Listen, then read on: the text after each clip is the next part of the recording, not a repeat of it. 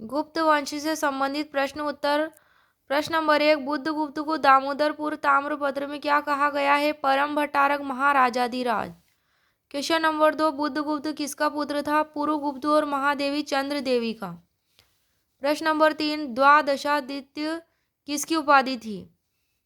ये व्यन्यगुप्त की उपाधि थी, द्वादशादित्य।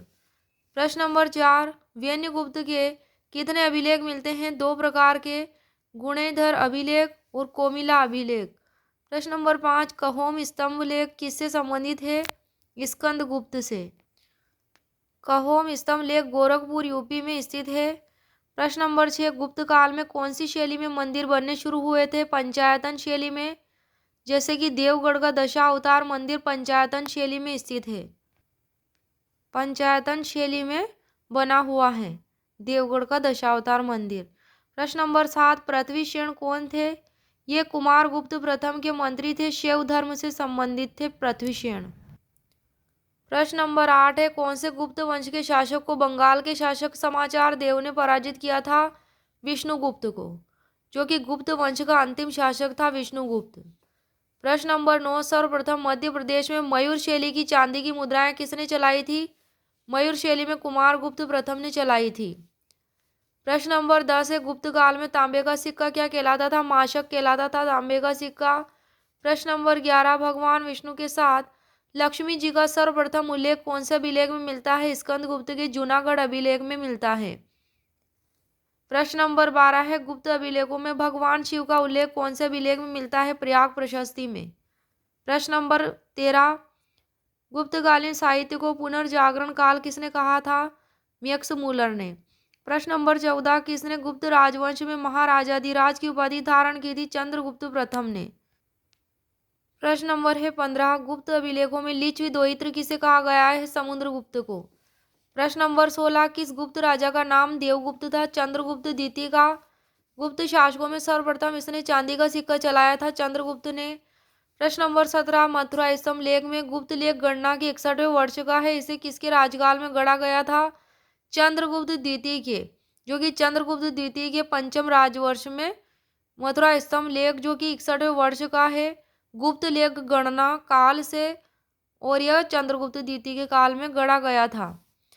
प्रश्न नंबर 18, कौन सा अभिलेख स्कंदगुप्त की शक्रोपम उपाधि का उल्लेख करता है? कहोम अभिलेख। कहोम अभिलेख में स्कंदगुप्त की शक्रोपम उपाधि का उल्लेख है। प्रश्न नंबर 19 है, हूण शासक मिहिर कुल को पराजित करने वाला गुप्त नरेश था? नरसिंह गुप्त बालादित्य। प्रश्न नंबर 20, प्रभावती गुप्ता की माता कौन थी? कुबेर नागा नागवंश की राजकुमारी। प्रश्न नंबर 21 है, किसने मयूर प्रकार की मुद्राएं जारी की थी? कुमारगुप्त प्रथम ने।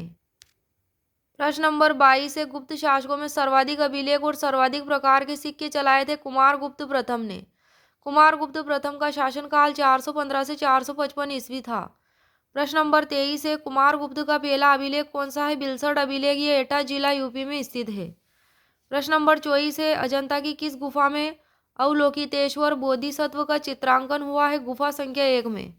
प्रश्न नंबर 25 में, गुप्त अभिलेखों में सोने के सिक्कों के लिए प्रयुक्त दिनार शब्द किससे निकला है? लैटिन भाषा से। प्रश्न नंबर 26 है, किस अभिलेख में समुद्रगुप्त की उपाधि परम भागवत मिलती है? नालंदा और गया अभिलेख में। प्रश्न नंबर 27 है, गुप्त काल में उत्तर भारतीय व्यापार किस बंदरगाह से संचालित होता था? ताम्रलिप्ति बंदरगाह से। प्रश्न नंबर 28, चंद्रगुप्त द्वितीय के 9 रत्नों में से फलित ज्योति से संबंधित था क्षपणक। प्रश्न नंबर 29 है, गुप्त काल में लिखित संस्कृत नाटकों में स्त्री और शूद्र क्या भाषा बोलते थे? प्राकृत भाषा। प्रश्न नंबर 30 है, दुर्जनपुर अभिलेख में रामगुप्त को क्या उपाधि दी गई है? महाराजाधिराज की उपाधि। प्रश्न नंबर 31 है, अश्वारोही प्रकार के सिक्के किसने चलाए थे? चंद्रगुप्त द्वितीय ने। प्रश्न नंबर 32, हाथी सवार प्रकार की मुद्रा को किसने सर्वप्रथम जारी किया था? कुमारगुप्त प्रथम ने। प्रश्न नंबर 33 है, कृतांत पशु प्रकार का सिक्का किसका है? समुद्रगुप्त का। प्रश्न नंबर 34 है, पर्यंक प्रकार का सिक्का किसका है? चंद्रगुप्त द्वितीय का।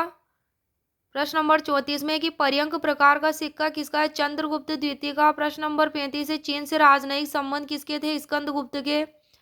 प्रश्न नंबर 36 है, पहला गुप्त शासक कौन सा था जो अनुयायी था बौद्ध धर्म का? पुरुगुप्त। पुरुगुप्त जो था पहला बौद्ध पहला गुप्त शासक था जो बौद्ध धर्म का अनुयायी था, पुरुगुप्त। प्रश्न नंबर 37 है, लक्ष्मी या राजलक्ष्मी प्रकार की स्वर्ण मुद्रा किसने चलाई थी? स्कंदगुप्त ने। किसने चलाई थी? स्कंदगुप्त ने। कौन सी मुद्रा? लक्ष्मी या राजलक्ष्मी प्रकार की स्वर्ण मुद्रा।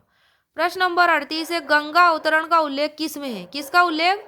गंगा अवतरण का उल्लेख किस में है? प्रयाग प्रशस्ति में। किस में है? प्रयाग प्रशस्ति में। प्रश्न नंबर 39 है, प्रयाग प्रशस्ति में पाटलिपुत्र को क्या कहा गया है? पुष्पनगर कहा गया है। जो प्रयाग प्रशस्ति है उसमें क्या उल्लिखित है? पाटलिपुत्र का नाम पुष्पनगर। प्रश्न नंबर 40, सारनाथ के धमेक स्तूप का निर्माण कब हुआ था? गुप्त युग में। प्रश्न नंबर 41, धन के रूप में प्राप्त कर को क्या कहा जाता था? गुप्त काल में हिरण्य कर। प्रश्न नंबर 42 है, अन्न के रूप में प्राप्त कर को मेय कहा जाता था। प्रश्न नंबर 43 है, गुल्म क्या था? तो ये वन में उत्पन्न सामग्री पर लगने वाला कर था गुप्त काल के टाइम पे। प्रश्न नंबर 44, महाबलाधिकृत कौन था? तो ये सेना का सर्वोच्च अधिकारी हुआ करता था गुप्त काल में। प्रश्न नंबर 45, गुप्त काल के किस अभिलेख में भूमि बिक्री संबंधी विवरण दिया गया है? दामोदर पुत्र ताम्रलेख में।